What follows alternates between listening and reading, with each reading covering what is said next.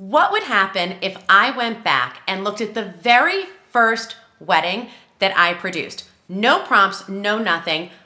What would that feel like? What would it look like? Hello, my friends, and welcome back. My name is Andrea Eppolito. I am a Las Vegas-based wedding planner, and we are here together celebrating life, luxury, and above all else, love. If you are a person who loves all things weddings, events, lifestyle, and beauty, congratulations and welcome. You are in the right place. Thank you for joining me. I would love to have you subscribe. And if you are a subscriber who is once again back, thank you so much. I love having you as a part of this community. Everything I do on this channel is for you. And so I just wanted to take a moment and appreciate that.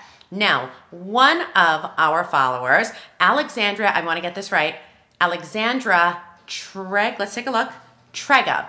Alexandra Tregub recently commented on one of my LinkedIn posts and said that she would find it really interesting if I went back and looked at the first wedding that I ever produced. Now, the timing of this was kind of cool for a couple of reasons. Number one, today is the anniversary of the first full wedding that I produced as a wedding planner. The first time that I actually did everything start to finish on my own by myself. The couple's name is Rebecca and Andrew. They were absolutely lovely. They hired me within a week of me starting my business. Now, Rebecca is she's obviously a former bride. She is a colleague. She's a friend. We actually produced an event together yesterday at Lotus House. And today being their anniversary, I thought, what a great time to look back. Now, I'm not gonna lie.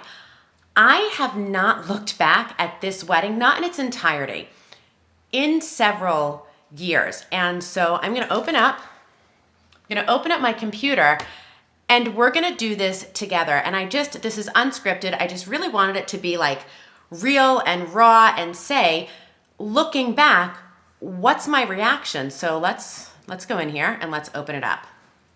I'm kind of like, this is crazy. I'm kind of a little nervous, but let's take a look. All right, so like my first impression is, wow, this looks really good. Now, I mean, obviously fashion has changed. Back 9 years ago, short wedding dresses for bridesmaids were really in fashion. That kind of rosette look at the bottom of the dress was really huge. But when I'm looking at this, the first thing that I think is this wedding could have happened last week. There's a timelessness to it. There is a classical quality that I've always really tried to maintain. I've always wanted my weddings to be timely and timeless. I've always said I want your wedding pictures to look great 5 years, 10 years, 20 years from now. And 10 years from their anniversary, 9 years, this still looks good. So at first glance, I'm thrilled with that. My second impression is like, oh my God, I was so pregnant. I was like, wow, I was really pregnant. Now that's not something that's going to teach you anything, but hopefully it'll inspire you in some way. If you're working with somebody who becomes pregnant through the process, if they're a vendor or a partner or a wedding planner, and they do happen to get pregnant while you're doing your wedding, please don't freak out about that. I mean, I was on my feet in those shoes all day. And yeah, I was sore the next day, but the adrenaline and the emotional connection and like that whole thing about just being there, I don't feel like being pregnant slowed me down at all. And I kind of look at it now and I love it because my daughter was like on the inside while I was doing that wedding. So that's really cool. So gosh, she looks so beautiful. And she really did. Like she was so beautiful, and she's beautiful anyway, but on her wedding day especially. But that was the first really big mistake that I made as a wedding planner. So she booked me. My business was quite literally weeks old. I was recommended to a hair and makeup company that was also new, but was a little bit more established than I was. And so when I reached out and said, can I get pricing? Can I get quotes? They sent me everything on email. I sent it to my client, my bride. She said yes. I sent it back to them. I said, do we need a contract? They said, nope, you're good. I sent something out beforehand and said, just making sure, like you're still there, everything is still good. They said yes. Wedding day comes. Hair and makeup team shows up. They're lovely. They do a beautiful job. Everything is exactly as you would want it to be. Until the time came to get paid. And there was a great discrepancy between what I interpreted as the cost and what the artists expected and wanted to be paid. And that was that was awful. And so in the moment, my bride was like, I don't know what to do. I'm so upset. She paid them. But it was this feeling of like, oh my God, what happened? And so I went back to the company and I said, hey, like, this is what you wrote. This is what it said. This is what we agreed on. They said you misinterpreted it. I felt awful. And even though at the time I didn't feel I was wrong then, and I still think that I interpreted it the way that I should have, the fact of the matter is the person who needed to pay for that mistake was not my client. And so I actually paid the difference out of my own money. Was it like this crazy overwhelming thing in terms of anything like that? No, it wasn't. But number one, it was the right thing to do. And I think that when you're the adult, when you're the professional in the room, when you're the one in charge, you have to take full responsibility for everything that goes right and everything that goes wrong. And the reason that there was even an opportunity for something to be misinterpreted is because I allowed this to happen without a very clearly written contract. And never before and never again have I ever allowed any team to come up on like a digital handshake. It's never been like, yeah, you're good, we'll be there, this is the price. From that moment on for the last 9 years, I have always required that everything be written out, signed, just really, really detailed. And you would be surprised that even today, especially with artists, I have people say like, nope, the email is good, or no, we're confirmed, or the PayPal did it.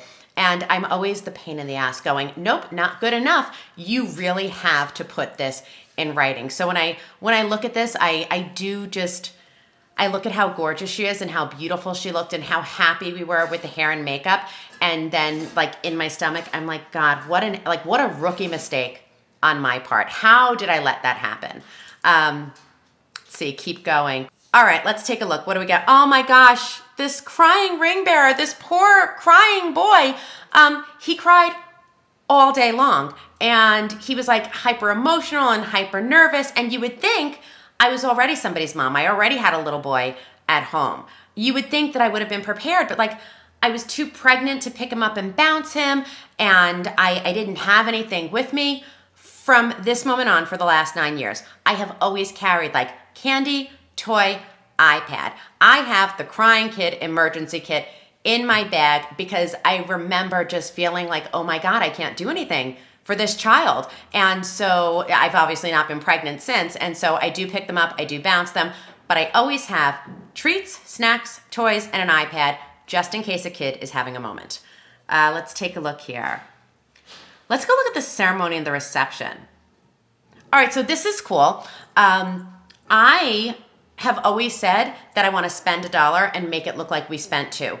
And so when I'm looking at this, I'm seeing that I repurposed the altar pieces that we had at the ceremony, and I took them and I put them on the head table of our reception, which I love the fact that 9 years ago, I was still thinking about that. And it's still something that I do today. And then as I'm looking through this gallery and I'm going through the blog, I'm saying to myself, oh, that's kind of cool. We also really made sure that we used the space to the best of our ability. We were working with a budget, and we were also working with like a finite amount of time because this was a Sunday brunch wedding. And we were trying to like fit all these things in, and we didn't have turn time. We didn't have space to do it. And so instead there was this like beautiful calla lily wall, and we ended up using the calla lily wall as the backdrop for the bridal party pictures. And so that's something that I think is really cool, that even 9 years ago, I was conscious enough to say, okay, like let's take this from the ceremony and move it, but also let's use what we have and turn the existing elements into a decor piece. So I'm happy to see that I did that. Speaking of that, so I'm looking at the blog, and I didn't have a relationship with the photographer. One of the greatest things about Rebecca and Andrew, one of the things that I loved so much is they were both hospitality people. They were both restaurant, food and beverage people. And they really respected and understood that there were those of us that wanted to go out, that wanted to create something new, that wanted to have our own businesses. And so in addition to giving me my first shot as an independent wedding planner, they also were working with a friend of the bride's who had just launched her own photography company. Now, the fact that I didn't have a real relationship with her made me feel like, oh gosh, I really want to make sure that I get good pictures and that I get the pictures that I wanted. I knew she was going to take the photos that they wanted, but I wanted to make sure that I got the photos that I wanted. And so my husband, God bless that man, went out and bought me my first professional camera. And I had time to learn how to use it. And so I'm looking and I'm going, oh my God, I took these photos. And much to the chagrin of every professional photographer and videographer that I have worked with since, I still take my own photos and videos behind the scenes. Some of it, yes, is for social. Some of it is because I'm a control freak and I want to have what I want the way that I want it. But the other thing is I remember 20 years ago when I was at Bellagio and we were still shooting on film, there was a problem and some photos got missed. Some photos were damaged and couldn't be used. And so the Bellagio paid to restage this moment and to retake the photos. And I said, I never ever again want to be in that position where my couple and myself doesn't have certain images. And so I was taking my own photos then, I was taking them now. Speaking of, do you hear the drilling? Hold on a second. Let's see. Still having construction. Still, but that's okay. So we'll give him a second. Let's look at the blog while he's doing that. While he's drilling, let's take a look at the blog and see what that looked like back then. So here, I'm going to show you.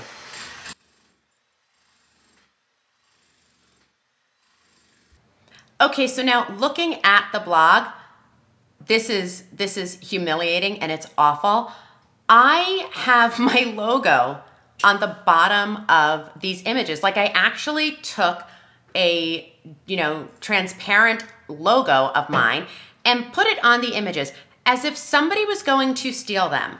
I will say this, about 5 or 6 years ago, I stopped accepting logoed images from photographers. And I know that this is a big thing for a lot of photographers, and I get it. You don't want people to steal your work, and I appreciate that. But if the work is good, people are going to steal it anyway.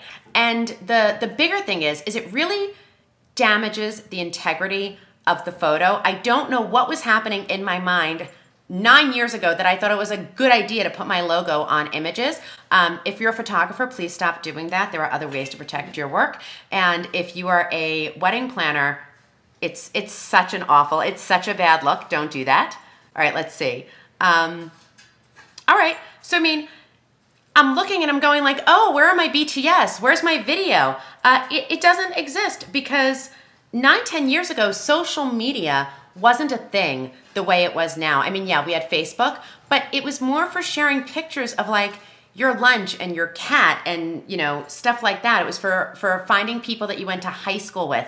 It was not something that you would do for business. And so, I don't have the idea of creating a BTS video 9 years ago it didn't even exist in my mind. It was so foreign. If I could go back, if you were training as a wedding planner, a florist, a photographer, anything, get someone to document the BTS for you. There's a couple of pictures that my husband grabbed of me working, and I love those. I love that they capture that moment in time that I was so nervous but excited, and yet I felt like I'm exactly where I need to be.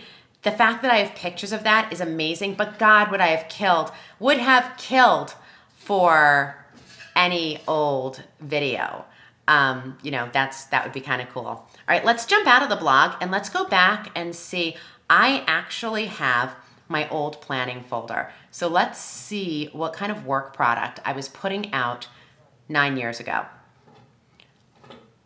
Oh, this is fun. Okay, so when we were planning their wedding, I actually did a whole narration. So I still sell like this today. I create a narrative where I tell the story of what the wedding is going to look like, feel like, what the experience is going to be. And I love the fact that I did it then. I love the fact that I still do it now. Yes, my format has evolved and it's changed, and I've gotten better at presenting ideas and presenting work.